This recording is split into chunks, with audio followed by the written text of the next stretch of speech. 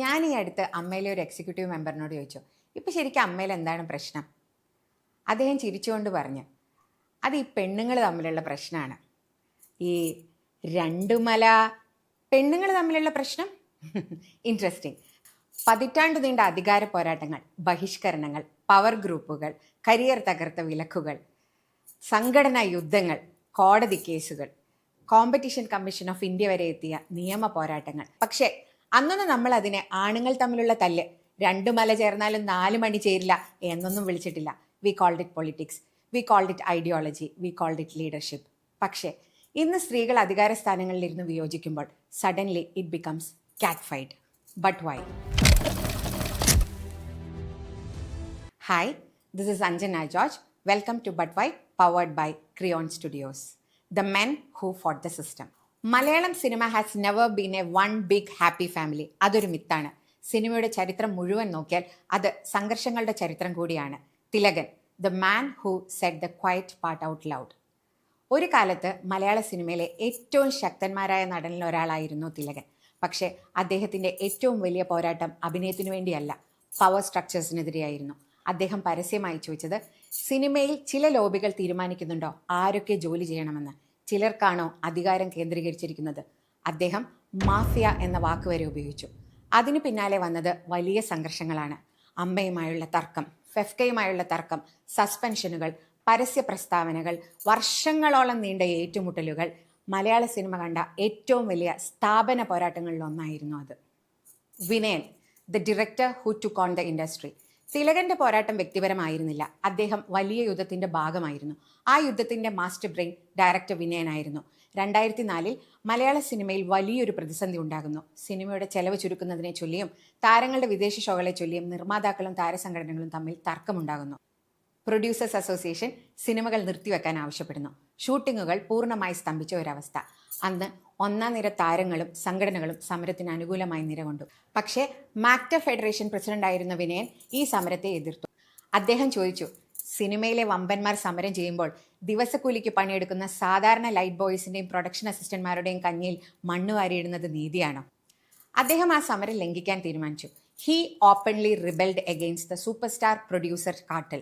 സമര പ്രഖ്യാപനങ്ങളെ കാറ്റിൽ പറത്തി അദ്ദേഹം തന്റെ പുതിയ സിനിമ പ്രഖ്യാപിച്ചു, സത്യം. അവിടെയാണ് മലയാള സിനിമയുടെ പവർ സ്ട്രക്ചറിനെ ഞെട്ടിച്ചുകൊണ്ട് വിനയൻ ഒരു നായകനെ കൊണ്ടുവരുന്നത്, പൃഥ്വിരാജ് സുകുമാരൻ. സത്യം എന്ന സിനിമ റിലീസായി. സമരം പൊളിഞ്ഞു. ഇത് വെറും ഒരു സിനിമ നിർമ്മിച്ചതല്ല, it was a direct unapologetic challenge to authority. പക്ഷേ അധികാരം കൈയാളുന്നവർ അതങ്ങനെ വിട്ടുകളഞ്ഞില്ല. അതിനുശേഷമാണ് മലയാള സിനിമയിലെ ഏറ്റവും ക്രൂരമായ അപ്രഖ്യാപിത വിലക്കുകളുടെ, അൺഒഫീഷ്യൽ ബാൻസിന്റെ കാലം തുടങ്ങുന്നത്. വിനയനോടും പൃഥ്വിരാജിനോടും സഹകരിക്കുന്നവർക്ക് പണി കൊടുക്കാൻ പവർ ഗ്രൂപ്പുകൾ തീരുമാനിച്ചു. വർഷങ്ങളോളം പൃഥ്വിരാജിന് വലിയ രീതിയിലുള്ള മാറ്റി നിർത്തലുകൾ നേരിടേണ്ടി വന്നു. പക്ഷേ പോരാട്ടം അവിടെയും തീർന്നില്ല. വിനയന്റെ സിനിമകളിൽ അഭിനയിച്ചതിന്റെ പേരിൽ ക്യാപ്റ്റൻ രാജുവിനും ഇൻഡസ്ട്രിയിൽ നിന്ന് വലിയ രീതിയിൽ അവഗണനകൾ നേരിടേണ്ടി വന്നു. അതിലും മോശമായി സംഭവിച്ചത് തിലകനാണ്. 2010 വിനയൻ സംവിധാനം ചെയ്ത യക്ഷിയും ഞാനും എന്ന സിനിമയിൽ തിലകൻ അഭിനയിക്കുന്നു. പ്രതികാരം പെട്ടെന്നായിരുന്നു. അമ്മ സംഘടനയിൽ നിന്നും തിലകനെ പുറത്താക്കുന്നു. ഫെഫ്ക അദ്ദേഹത്തിന് അപ്രഖ്യാപിത വിലക്ക് ഏർപ്പെടുത്തുന്നു. ക്രിസ്ത്യൻ ബ്രദേഴ്സ് പോലുള്ള വലിയ സിനിമകളിൽ നിന്നും അദ്ദേഹത്തെ മാറ്റി നിർത്തുന്നു. മലയാള സിനിമ കണ്ട ഏറ്റവും മികച്ച നടന് തന്റെ കരിയറിന്റെ അവസാന കാലത്ത് അഭിനയിക്കാൻ അവസരമില്ലാതെ വീട്ടിലിരിക്കേണ്ടി വന്നു. Gatekeeping, abuse of collective power. ഇതിനെതിരെയാണ് വിനയൻ പിന്നീട് കോർപ്പറേറ്റുകളെ പൂട്ടാൻ ഉപയോഗിക്കുന്ന നിയമവുമായി മുന്നോട്ട് വന്നത്. അദ്ദേഹം ഈ സംഘടനകളെ കോമ്പറ്റീഷൻ കമ്മീഷൻ ഓഫ് ഇന്ത്യയിലേക്ക് വരെ എത്തിച്ചത്. രാജ്യത്തിന്റെ പരമോന്നത നിയമ സംവിധാനങ്ങൾ ഈ പോരാട്ടത്തിലേക്ക് കടന്നു വരികയാണ്. വിനയൻ എന്ന ഒറ്റയാൾ പോരാളി നൽകിയ പരാതിയുടെ അടിസ്ഥാനത്തിൽ കോമ്പറ്റീഷൻ കമ്മീഷൻ ഓഫ് ഇന്ത്യ ഈ വിഷയത്തിൽ നേരിട്ട് ഒരു ഇൻവെസ്റ്റിഗേഷൻ പ്രഖ്യാപിച്ചു.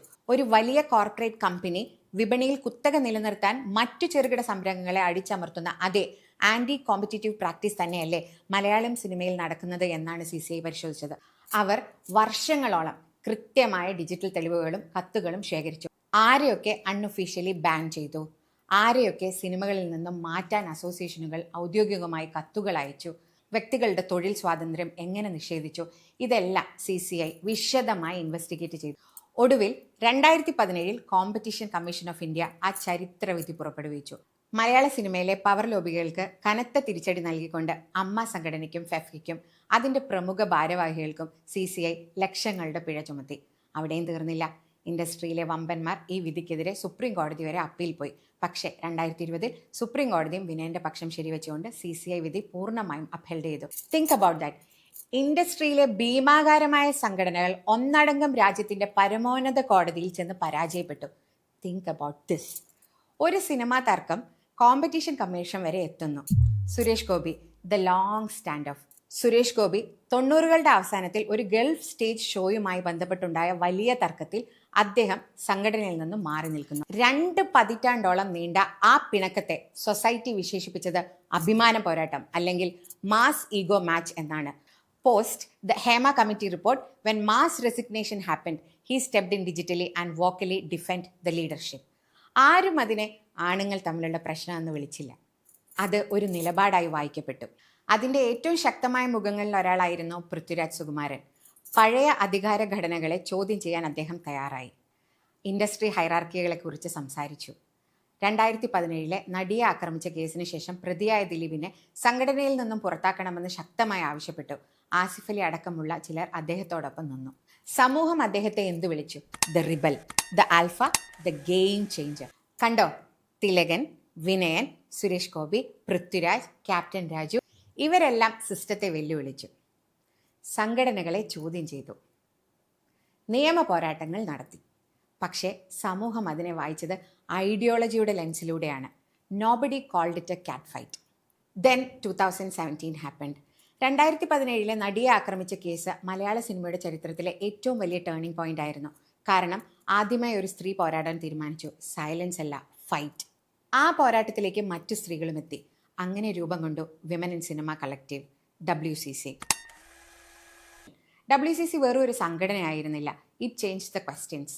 അതുവരെ ചോദ്യം ആരാണ് അധികാരത്തിലുള്ളത് എന്നായിരുന്നു. WCC ചോദിച്ചത് അധികാരം എങ്ങനെയാണ് പ്രവർത്തിക്കുന്നത്, സ്ത്രീകൾക്ക് സുരക്ഷയുണ്ടോ, പരാതികൾ എങ്ങനെ കൈകാര്യം ചെയ്യപ്പെടുന്നു, സ്ത്രീകൾ തീരുമാനമെടുക്കുന്ന ഇടങ്ങൾ എവിടെയാണ്, എന്തുകൊണ്ടാണ് നിശബ്ദതയ്ക്ക് പ്രതിഫലം കിട്ടുകയും സംസാരിക്കുമ്പോൾ ശിക്ഷിക്കപ്പെടുകയും ചെയ്യുന്നത്. ഇതാണ് വലിയ മാറ്റം. Conflict moved from personalities to structures. The Hema committee moment. WCCയുടെ ഇടപെടലുകളുടെ ഫലമായാണ് ജസ്റ്റിസ് ഹേമ കമ്മിറ്റി രൂപീകരിക്കപ്പെടുന്നത്. കാരണം മലയാള സിനിമയിലെ ഒരു പ്രശ്നം ആദ്യമായി സർക്കാർ തലത്തിൽ പഠിക്കപ്പെട്ടു. Years later the report came out. Keralam ഞെട്ടി. ഇന്ത്യ നോട്ടീസ് ചെയ്തു. സിനിമയെക്കുറിച്ചുള്ള സംഭാഷണം സിനിമയിൽ നിന്ന് വർക്ക് പ്ലേസ് റൈറ്റ്സിലേക്ക് മാറി.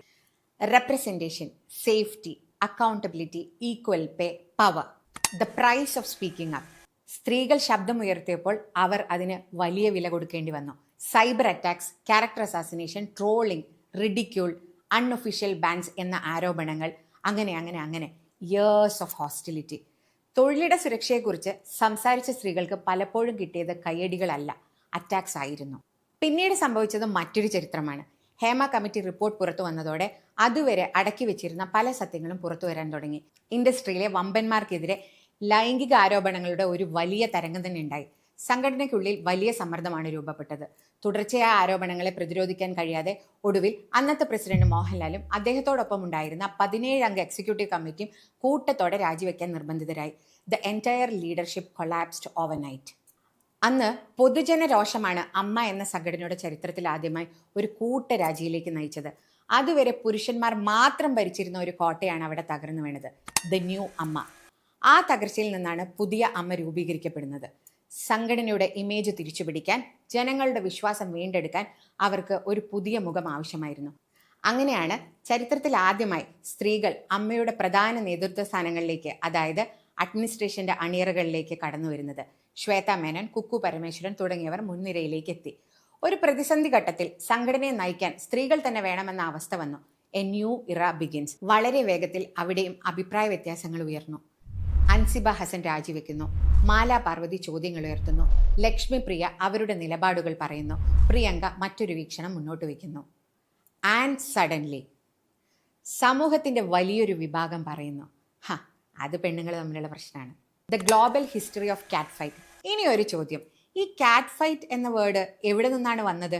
സ്ത്രീകളുടെ തർക്കങ്ങളെയും വിയോജിപ്പുകളെയും വളരെ നിസ്സാരവൽക്കരിച്ച് കാണിക്കാൻ നൂറ്റാണ്ടുകളായി മാധ്യമങ്ങളും സമൂഹവും ഉപയോഗിക്കുന്ന ഒരു ഗ്ലോബൽ ടൂളാണിത്. ഇതൊരു കാഷ്വൽ ഇൻസൾട്ട് മാത്രമല്ല, സ്ത്രീകളുടെ ശബ്ദത്തിന്റെ രാഷ്ട്രീയ പ്രാധാന്യം ഇല്ലാതാക്കാൻ കൃത്യമായി ഡിസൈൻ ചെയ്തെടുത്ത ഒരു നൂറ്റാണ്ട് പഴക്കമുള്ള തന്ത്രമാണ്. Where did that word come from? ഇതൊരു സാധാരണ ചീത്തവിളി മാത്രമല്ല, സ്ത്രീകളെ ചെറുതാക്കി കാണിക്കാൻ വേണ്ടി ഡിസൈൻ ചെയ്ത ഒരു റിറ്റോറിക്കൽ ടൂളാണ്. നമുക്കിതിൻ്റെ ഹിസ്റ്ററി ഒന്ന് നോക്കാം. 1970s weaponising second wave feminism. Women's liberation മൂവ്മെൻറ്റുകൾ ആഗോളതലത്തിൽ ശക്തി പ്രാപിച്ച സമയത്ത് മെയിൻ സ്ട്രീം മീഡിയ ഈ ട്രോപ്പിനെ ഒരു ആയുധമാക്കി മാറ്റി. സ്ത്രീകളുടെ വലിയ രാഷ്ട്രീയ വിയോജിപ്പുകളെയും ആശയപരമായ പോരാട്ടങ്ങളെയും പെണ്ണുങ്ങൾ തമ്മിലുള്ള തല്ല് എന്ന് പറഞ്ഞ് സൊസൈറ്റി തരം താഴ്ത്തി. പ്രസ്ഥാനങ്ങളെ തകർക്കാൻ വേണ്ടി മാധ്യമങ്ങൾ ബോധപൂർവം വാർത്തകളെ അങ്ങനെ വളച്ചൊടിച്ചു. 1980s and 1990s the pop culture boom. 80കളിലും 90കളിലും ടെലിവിഷൻ സീരിയലുകളും മാധ്യമങ്ങളും സ്ത്രീകളുടെ ശാരീരികവും വാക്കാലുള്ളതുമായ പോരുകളെ റേറ്റിംഗ് കൂട്ടാനുള്ള ഒരു എൻ്റർടൈൻമെൻറ്റ് ടൂളാക്കി മാറ്റി. സ്ത്രീകളുടെ പ്രൊഫഷണൽ മത്സരങ്ങളെപ്പോലും പുരുഷന്മാരെ രസിപ്പിക്കാൻ വേണ്ടിയുള്ള വെറും വിഷ്വൽ സ്പെക്ടക്കിൾ മാത്രമായി ഇവിടെ റീബ്രാൻഡ് ചെയ്യപ്പെട്ടു. 2010 to 2026 ദ മോഡേൺ ഷിഫ്റ്റ്. എന്നാൽ മീ ടു മൂവ്മെൻറ്റും നമ്മുടെ ഹേമ കമ്മിറ്റി റിപ്പോർട്ടും ഈ ചരിത്രത്തെ മാറ്റി എഴുതാൻ നിർബന്ധിക്കുകയാണ്. റിയാലിറ്റി ഷോകൾ ഇപ്പോഴും ഇതിനെ മാർക്കറ്റ് ചെയ്യാൻ നോക്കുന്നുണ്ടെങ്കിലും സിനിമ ഇൻഡസ്ട്രിയിലെയും വലിയ മേഖലകളിലെയും വിമൻ ലീഡേഴ്സിൻ്റെ പോരാട്ടങ്ങളെ ഇന്ന് ആളുകൾ കൃത്യമായി തിരിച്ചറിയുന്നുണ്ട്. So why is society so obsessed with celebrating and magnifying these internal wars when women are involve? കാരണം ഇത് വളരെ കംഫർട്ടബിൾ ആയ ഒരു പേട്രിയാർക്കൽ നറേറ്റീവിന് സഹായകരമാണ്. സ്ത്രീകൾ പരസ്പരം അടികൂടുകയാണെന്ന് വരുത്തി തീർത്താൽ ഇവിടുത്തെ സിസ്റ്റത്തിൽ പല പരാജയങ്ങളും ലിംഗവിവേചനങ്ങളും പവർ ഗ്രൂപ്പുകളും വളരെ എളുപ്പത്തിൽ ചർച്ചകളിൽ നിന്നും ഒഴിഞ്ഞു മാറും. പുരുഷന്മാർ തമ്മിൽ തർക്കിക്കുമ്പോൾ അതിന് പവർ, പൊളിറ്റിക്സ് അല്ലെങ്കിൽ പ്രോപ്പർട്ടി പോലുള്ള വലിയ കാരണങ്ങൾ നമ്മൾ കണ്ടെത്താൻ നോക്കും. എന്നാലോ സ്ത്രീകൾ തമ്മിലാണ് പ്രശ്നമെങ്കിൽ അവർക്ക് പരസ്പര അസൂയാണെന്ന് പറഞ്ഞ് സൊസൈറ്റി വളരെ സിമ്പിളായി കാര്യങ്ങൾ ഒതുക്കും. അത് സ്ത്രീകളുടെ ഏജൻസിയെയും അവരുടെ ഇൻ്റലക്റ്റിനെയും കൃത്യമായ പ്രൊഫഷണൽ വിയോജിപ്പുകൾ രേഖപ്പെടുത്താനുള്ള അവരുടെ അവകാശത്തെയുമാണ് പൂർണ്ണമായി ഇല്ലാതാക്കുന്നത്. പുരുഷന്മാർ പോരാടിയാൽ power struggle, political rivalry, battle. സ്ത്രീകൾ പോരാടിയാലോ drama, jealousy, emotion, mood swings, PMS, cat fight.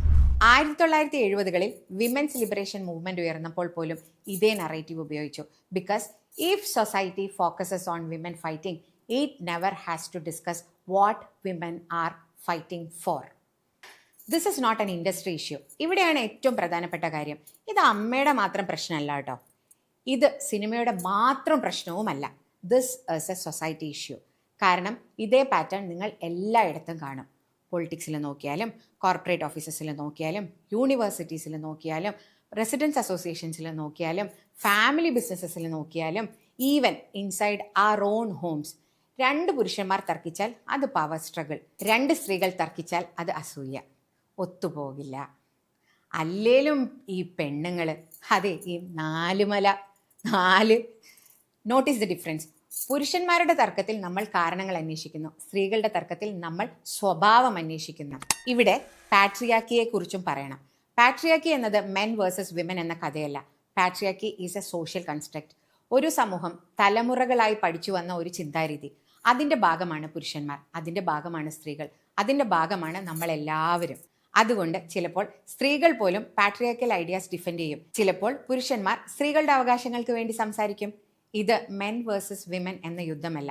It is old thinking versus new thinking. Actress assault കഴിഞ്ഞിട്ട് 10 വർഷം കഴിഞ്ഞു. അതിനുശേഷം WCC വന്നു, ജസ്റ്റിസ് ഹേമ കമ്മിറ്റി വന്നു, മീ ടു മൂവ്മെൻറ്റ്സ് വന്നു, എക്സിക്യൂട്ടീവ് കമ്മിറ്റി റിസൈൻ ചെയ്തു, വിമൻ ലീഡർഷിപ്പിൽ വന്നു. ഇത്രയും വലിയ സ്ട്രക്ചറൽ ഷിഫ്റ്റ് നടന്നിട്ടും ഇന്നും ചിലർ പറയുന്നത് ഇത് പെണ്ണുങ്ങൾ തമ്മിലുള്ള പ്രശ്നമെന്നാണ്. Maybe this was never about 2 women fighting. Maybe it was always about what happens when women enter the fight. കാരണം പുരുഷന്മാർ സിസ്റ്റത്തെ വെല്ലുവിളിച്ചപ്പോൾ നമ്മൾ അവരെ റിബൽസ് എന്ന് വിളിച്ചു. Women challenged the system. And that is the real But Why. See you next time. Bye from Anjana George. This is But Why, powered by Crayon Studios. Like, share and subscribe. Thank you.